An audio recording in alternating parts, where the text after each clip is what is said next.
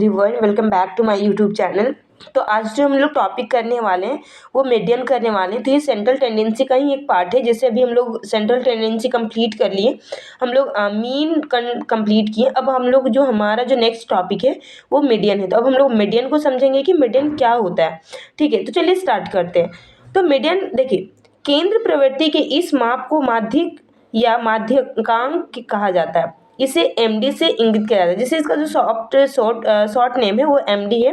और जो केंद्र प्रवृत्ति का जो ये मान होता है इसको माध्यक, ठीक है, या माध्य का आप लोग स्टैटिक्स में पढ़े होंगे, मीन, मोड और मीडियन। तो ये सब तो वही हम लोग अभी कंटिन्यू कर रहे हैं। तो आज का हमारा टॉपिक मीडियन है और हम लोग माध्यिका को आज जानेंगे कि क्या होता है माध्यिका। ठीक है, हम लोग मीन को समझ चुके हैं, माध्य को समझ चुके हैं, आज हम लोग मीडियन को समझते हैं। तो मध्यांक का अर्थ उस बिंदु या अंक से जो क्रम से व्यवस्थित अंकों को दो भागों में बांट दे।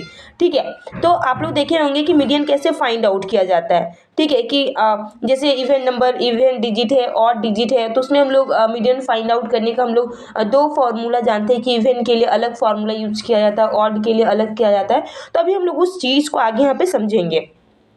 जैसे यहाँ पे नंबर डिजिट दिया हुआ है कि 5 6 7, यहाँ पे जैसे जो हमारा डिजिट दिया हुआ है, ठीक है, कि 5 6 7 4 9 4 3 4 6 7 4। तो यहाँ पे कितना डिजिट है?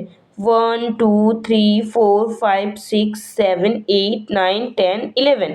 तो टोटल 11 डिजिट है, मतलब ऑड नंबर है।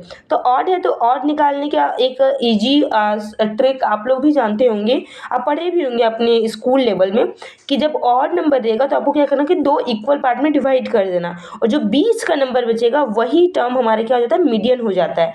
तो उसी चीज़ को भी यहाँ पे हम लोग समझेंगे। ठीक है, तो पहले इसको असेंडिंग ऑर्डर में लिख लेना। पहले इसको असेंडिंग ऑर्डर में लिखना है। तो असेंडिंग ऑर्डर में यहाँ पे हम लोग इसको अरेंज कर दिए हैं। जब भी कभी मीडियन निकालना हो तो पहले आपको क्या करना है, असेंडिंग ऑर्डर में आपको इसको लिखना है। ठीक है, तो यहाँ पे हम लोग क्या किए हैं, असेंडिंग ऑर्डर में इसको लिख दें। उसके बाद एन क्या है, नंबर ऑफ टर्म्स की, नंबर ऑफ टर्म्स कितना है, 11 है। अब हम मीडियन निकालने का जो फॉर्मूला है n+1/2th टर्म, मतलब वो टर्म। तो n हमारे कितना 11 है, तो हम यहाँ पे क्या कर दिए, 11 पुट कर दिए, 11 + 1/2। ठीक है, तो कितना हुआ, 12/2 मतलब 6 टर्म। तो देखो 1 2 3 4 5 6, तो 6 पोजिशन में कितना है, 5 आया। तो 6th टर्म में मेरा कितना है, 5 आया। तो 5 हमारे क्या हो गया, मीडियन हो गया। ठीक है, तो अगर आप बाई प्रोसेस नहीं करें तो शॉर्ट में भी आप ये कर सकते हैं कि अगर ऑड रहेगा तब ये एप्लीकेबल होगा, कि दो इक्वल पार्ट में आपको डिवाइड कर देना है। उसके बाद जो 20 का टर्म होगा वही हमारे क्या हो जाता है, मीडियन हो जाता है। ठीक है, तो ये समझ गए कि मीडियन क्या है। अब हम लोग आगे समझते, देखिए हमारा आंसर 5 है। अब हम लोग आगे समझते हैं। गिलफोर्ड के अनुसार डिफिनेशन समझते हैं कि किसी मापने का मध्यांक वह बिंदु है जिसके ऊपर आधे पद होते हैं, केवल नीचे शेष आधे पद होते हैं। मतलब इसका भी इस सेंटेंस से भी आप क्लियरली समझ सकते हैं कि आधे ऊपर अंक होते हैं, नीचे आधे अंक होते हैं, मतलब दो इक्वल पार्ट में क्या हो जाता है, डिवाइड हो जाता है। ठीक है, अब हम लोग समझेंगे विशेषता कि क्या कैरेक्टरिस्टिक्स है, मीडियन का क्या क्या कैरेक्टरिस्टिक्स है। हम लोग आप कैरेक्टरिस्टिक्स को समझेंगे। देखिए, तो यहाँ पे समझेंगे, ठीक है, कि वितरण का मध्यांक वह बिंदु है जिसके ऊपर और नीचे आधे आधे प्राप्तांक स्थित होते हैं। इस चीज़ को हम लोग तब से समझ रहे हैं कि दो इक्वल पार्ट में क्या हो जाता है, डिवाइड हो जाता है। अतः मध्यांक का मान इस बात पर निर्भर करता है कि इसके ऊपर नीचे कितने प्राप्तांक स्थित है, न कि इस बात पर कि मध्यांक से प्राप्तांक कितनी दूरी पे है। ठीक है, ये बात क्या करता है कि कितना नंबर, जैसे ऑड है इवन में, तो कितना नंबर जाएगा इक्वल पार्ट में डिवाइड होने के लिए, तो ये मैटर करता है। ये मैटर नहीं करता है कि कितने डिस्टेंस पे। अब हम लोग आगे समझते हैं कि यदि वितरण के किसी प्राप्तांक में परिवर्तन किया जाए तो मध्यांक नहीं बदलता। आप यहाँ पे देखिए, क्योंकि मध्यांक को ये जैसे देखिए जो डिजिट यहाँ पे दिया हुआ है, आप खुद समझिए कि यहाँ पे कुछ डिजिट दिया गया है। ठीक है, 3 4, अगर इसको बदल दिया जाए, अगर इसको 2 क्या दे दिया, 4 को 3 कर दिया, तो कोई डिफरेंस आएगा? कोई डिफरेंस नहीं आएगा। मध्यांक में किसी भी तरह कोई डिफरेंसेस आएगा? कोई डिफरेंसेस नहीं आएगा। अगर उसके नंबर को ये कर दे, इंक्रीज या घटा या बढ़ा दिया जाए, तो इसमें कोई भी ये दिक्कत नहीं आएगा। ठीक है, क्योंकि उससे हमको ये नहीं करता, इसमें नंबर ऑफ टर्म्स मेरे लिए करता है कि नंबर ऑफ टर्म्स को अगर हम घटाएंगे बढ़ाएंगे तब मीडियन में क्या होगा, चेंजमेंट आ सकता है, तब मीडियन में क्या करेगा, इफेक्ट आएगा।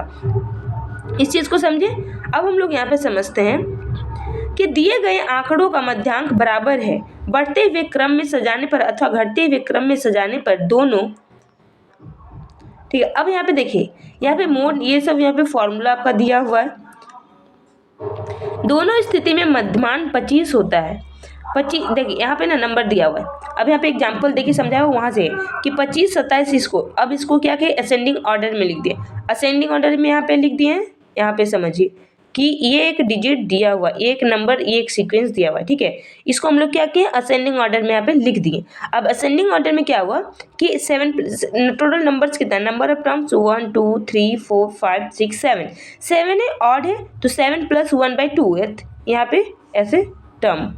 ठीक है, तो 8/2 मतलब कि फोर्थ टर्म आ गया। तो फोर्थ टर्म में क्या है, 1 2 3 4 मतलब 24 है। तो हमारा जो आंसर हो जाएगा वो कितना हो जाएगा, 24 यहाँ पे हो जाएगा।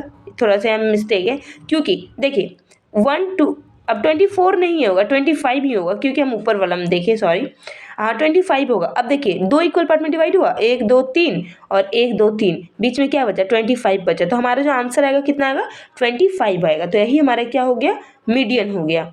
समझे। अब हम नेक्स्ट समझते हैं थर्ड पॉइंट। और एक, हाँ, एक यहाँ पे मैं अपने समझने के लिए अपने ये के लिए ये लिखी हूँ कि ये एग्जाम में पूछा जाता है। ठीक है, आपके क्या बोलते हैं, MCQ में ये क्वेश्चन आता है कि मीन एररलेस होता है, मतलब कि मीन में उतना एरर नहीं होता है जितना एरर मोड में होता है। तो सबसे ज़्यादा एरर किस में होता है, मोड में होता है। ठीक है, इसको याद रखना। या फिर एक क्वेश्चन आपको प्रीवियस लेक्चर में बताएं कि सबसे ज़्यादा शुद्ध मान कौन देता है। तो अगर आप प्रीवियस लेक्चर देखो तो कमेंट करके आंसर जरूर बताना कि सबसे ज़्यादा शुद्ध मान कौन देता है, मीन देता है, मॉड देता है या मीडियन देता है। ये आप कमेंट करके जरूर बताना। ठीक है, अब नेक्स्ट हम लोग समझते हैं कि किसी वितरण के छोरों पर स्थित प्राप्तांक मध्यमान को कम प्रभावित करता है। ठीक है, अब नेक्स्ट समझते हैं कि मध्याह्न की मानक त्रुटि मध्यमान की मानक त्रुटि से अधिक परंतु बहुलक की मानक त्रुटि से कम होती है। तो यहाँ से एक ऑब्जेक्टिव यहाँ पे क्लियर हो रहा है। तो अगर आप लेक्चर देख रहे हो, अगर आपको समझ में लेक्चर आ रहा है तो आप इसका आंसर कमेंट करके बताना कि सबसे ज़्यादा शुद्ध मान कौन देता है और सबसे ज़्यादा त्रुटि किस में पाया जाता है। ठीक है, आप सीक्वेंस ये बताना कि सबसे ज़्यादा किस में होता है, फिर कम किस में होता है और सबसे कम त्रुटि किस में होता है। तो ये सीक्वेंस आप कमेंट करके जरूर बताना। और अगर आपको आंसर नहीं पता है तो आप वो भी कमेंट करके बताना, मैं आपको आंसर कमेंट में आपको दूंगे। ओके, अब फिफ्थ पॉइंट है कि माध्यिका की गणना क्रमिक स्तर के लिए अधिक उपयोगी होता है। अब हम लोग समझते हैं कि मध्याह्न का प्रयोग कब करना चाहिए, मतलब कि मीडियन का प्रयोग कब करना चाहिए। जब वितरण असामान्य हो तब मध्याह्न का उपयोग करना चाहिए। जब अंक सामग्री का वास्तविक मध्य बिंदु exact mid point equal to 50% point ज्ञात करना हो। जब अपेक्षाकृत कम सूद केंद्र प्रवृत्ति की आवश्यकता हो। जब अपूर्ण वितरण दिया हो या फिर जब बहुलक की गणना करनी हो। जब श्रृंखला के आरंभ तथा अंत के अंक मध्याह्न को प्रभावित करते हैं तब मध्यमान मध्यांक निकालना चाहिए। ठीक है, जैसे यहाँ पे दिया हुआ है कि 3 4 5 6 7 ये दिया हुआ है। तो यहाँ पे मीन हम लोग को फाइंड करना है। तो मीन फाइंड करने का क्या फॉर्मूला है कि sum of total all numbers by number of sub terms. तो यहाँ पे सबका समेशन कितना है 25 और टोटल नंबर्स कितना 5, तो क्या होगा 5 हो गया। यदि 7 के स्थान पर 12 हो तो हमारा चेंज हो जाएगा 6, क्योंकि हमारा मीन क्या करेगा, वेरी करेगा। अतः श्रृंखला के प्रारंभ तथा अंत के अंक मध्यमान को प्रभावित करते हैं, लेकिन अगर मध्याह्न को अगर आप देखेंगे तो उसमें कोई भी प्रभावित नहीं करता, क्योंकि उसमें आपको सीक्वेंस और नंबर ऑफ टर्म्स से सिर्फ मतलब है। अब हम लोग समझेंगे एडवांटेज ऑफ मीडियन। देखिए यहाँ पे रांची यूनिवर्सिटी लिखा हुआ है, मतलब ये रांची यूनिवर्सिटी में ये क्वेश्चन पूछा हुआ है, तो आप इसको अच्छे से कर लीजिएगा। छोटे छोटे अंक समूहों का माध्यिका अपेक्षाकृत कम समय में ज्ञात किया जा सकता है। जब अधिक अंक वितरण अपूर्ण या खुले छोर वाला हो तो केंद्र प्रवृत्ति के अन्य मापों के अपेक्षा इसका प्रयोग करना उपयुक्त रहता है। जब अंक वितरण विकृत हो तो ऐसी स्थिति में मध्यांक की गणना लाभप्रद होता है। या फोर्थ है मध्यमान की सहायता से यह ज्ञात हो जाता है कि कौन सा प्राप्तांक केंद्र प्रवृत्ति को प्रभावित करता है। इसके साथ साथ यह भी ज्ञात हो जाता है कि उस प्राप्तांक का स्थान क्या है। 5th पॉइंट है मध्यमान के आधार पर गुणात्मक विशेषताओं जैसे भाव, ईर्ष्या, बुद्धि, व्यक्तित्व, परोपकारिता, ईमानदारी आदि का मापन किया जा सकता है। ठीक है, अब हम लोग डिसएडवांटेज को समझेंगे कि डिसएडवांटेज डिमेरिट्स क्या है। मीन की तुलना इसका वैल्यू कम शुद्ध होता है। ठीक है, अगर मीन की तुलना में किया जाए, माध्य की तुलना में देखा जाए तो जो माध्यिका होता है उसका जो वैल्यू होता है वो कम शुद्ध होता है। इससे क्या क्लियर होता है कि जो मीन का जो मान होता है वो ज़्यादा शुद्ध होता है। इसकी गणना केवल अपूर्ण वितरण में ही लाभप्रद होता है। किसी वितरण के आरंभ और पद के अंकों मध्यांक पर प्रभाव नहीं के बराबर होता है। ठीक है, नेक्स्ट है मध्यांक वितरण के प्रत्येक पद समान आधारित नहीं होता है क्योंकि यह स्थितीय औसत पोजिशनल एवरेज होता है। मध्यांक मध्यमान की तुलना में कम स्थिर लेस स्टेबिलिटी पाया जाता है। तो ये हमारा माध्यिका का लेक्चर था। और जो क्वेश्चन है, क्वेश्चन का आंसर आप कमेंट करके जरूर बताना कि सबसे शुद्ध मान कौन देता है, मीन, मोड, मीडियन या फिर सबसे ज़्यादा त्रुटि किस में होता है, मीन, मोड, मीडियन। और आप सीक्वेंस करके बताना कि सबसे ज़्यादा इसमें होता है, फिर इसमें होता है, फिर इसमें होता है, कि मीन में सब ज़्यादा होता है या मीडियन में होता है या फिर मोड में होता है। तो ये आपका होमवर्क है, आप ये कमेंट करके ज़रूर बताना। और अगर आपको आंसर नहीं पता तो आप कमेंट करना, आपको इसका आंसर दे दिया जाएगा क्योंकि ये क्वेश्चन एग्जाम के लिए बहुत इंपॉर्टेंट है। होप आपको ये लेक्चर पसंद आया होगा। पसंद आया तो आपको लाइक करना है, शेयर करना है, कमेंट करना है, सब्सक्राइब करना है। Thank you.